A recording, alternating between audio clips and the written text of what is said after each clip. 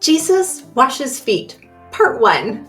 Welcome to Bible Study Hub. I'm Ann Wiggins. This is Wednesday, April 23rd, 2025. If you do follow along live with us every morning, Monday through Friday, 6 a.m., our videos go live. Well, we have been in the Gospel of John for a long time. We are now in chapter 13, and I will be reading from the Legacy Standard Bible, as always, John 13, 5 to 11. You can follow along with me, or you can just listen. It says this: Then he, Jesus, poured water into the wash basin and began to wash the disciples' feet and to wipe them with the towel which he had tied around himself. So he came to Simon Peter. He said to him, Lord, are you going to wash my feet? Jesus answered and said to him, What I am doing you do not realize now, but you will understand afterwards. Peter said to him, You will never wash my feet, ever. Jesus answered him, If I do not wash you, you have no part with me. Simon Peter said to him, Lord, not only my feet, but also my hands and my head. Jesus said to him, He who has bathed needs only to wash his feet, but is completely clean. And you are clean, but not all of you. For he knew that the one who was betraying him, for this reason he had said, Not all of you are clean.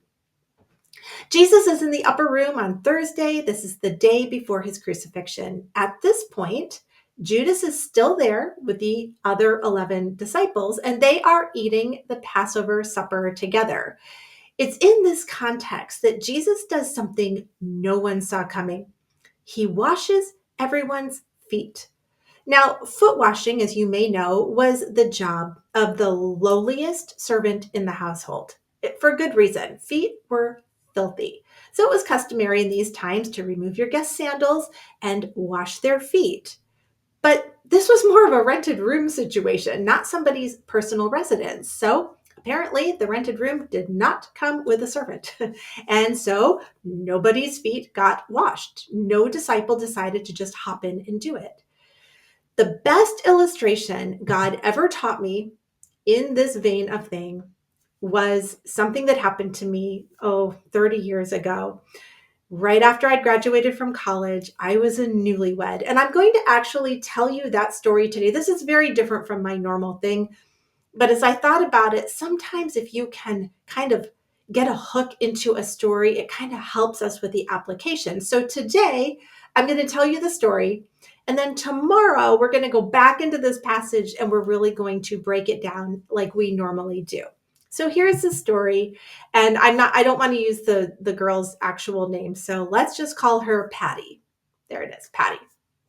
This is not just an ordinary day in my life that happened when I had a situation with Patty. So let me give you some background on her.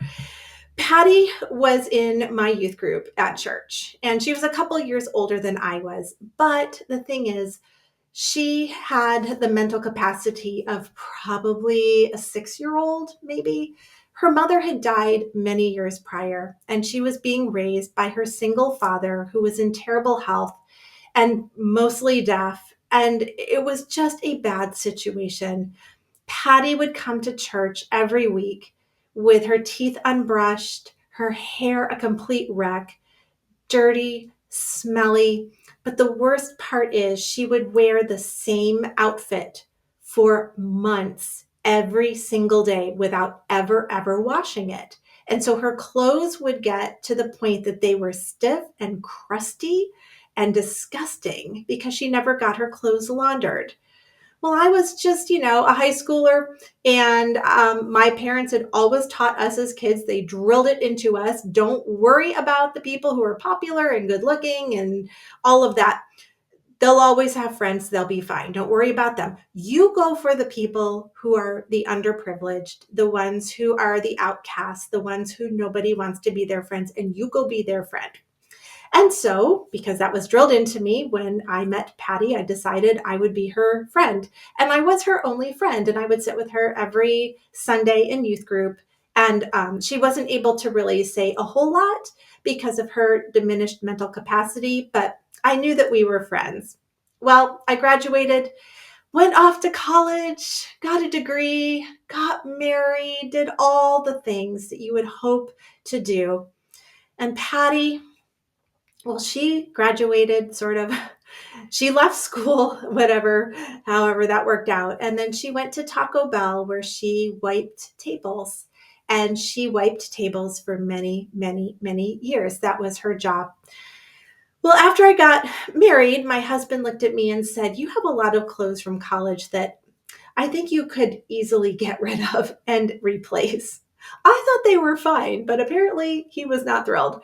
But I thought, well, they're still fine. They're still nice clothes. And I hate to just throw them away or just haul them down to Goodwill. And then it hit me. Patty, she still lived in the area. I could give my clothes to Patty. And so I did. I went over to her house one day and I brought all these bags of clothes and I said, "Okay, Patty, try them on." And so she was like, "Turn around." She didn't want me to watch. Totally fine. I would turn my back. I'd turn around when she was done and she'd have that thing on backwards, zipped right up the front. And I'd say, "Oh, Patty, let's turn that around and do it frontwards." And she'd look in the mirror and she looked so darling in these things. And this is, I'm so embarrassed to say this, but I have to be honest. In my mind, I thought God must be so impressed with me. I could picture him up in heaven looking down. There's Anne, my servant Anne. Look what she's doing. These are the things we sometimes think, but we don't want to say out loud. So I don't want to say it either, but I'm being honest. That's where I was with this whole situation and feeling quite good about myself, helping this underprivileged girl. Well, it took a long time, but we got all the clothes tried on and I got them all folded for her and put in drawers. And I looked at her and I said, "Well, that's it. We're done." And she looked back at me and she said, "No, we're not done." And I said, "No, we are. We're done. That's all I have, Patty. I don't have any other clothes." And she said, "Oh, no, no. Now I have some clothes for you to try on." And she opened her closet door and I recognized every single outfit. There they were, encrusted with scrambled eggs, stained with ketchup, yellowed from not bathing, all of them hanging there. And I said, "Oh, no, Patty, I could not take your clothes." I said, she looked so disappointed. She said, "No, I want you to have these. Now you try on my clothes." And that was the moment that God humbled me because I thought I was doing something so amazing for him. And when it came right down to doing the dirtiest, grossest, yuckiest thing, I didn't want to do it. But I knew I had to. And so I said, "Okay, turn around." So she did. And I put on the first outfit. I can still picture it. It was a one-piece dress. Looked like a blouse with suspenders and a skirt, but it was all one piece.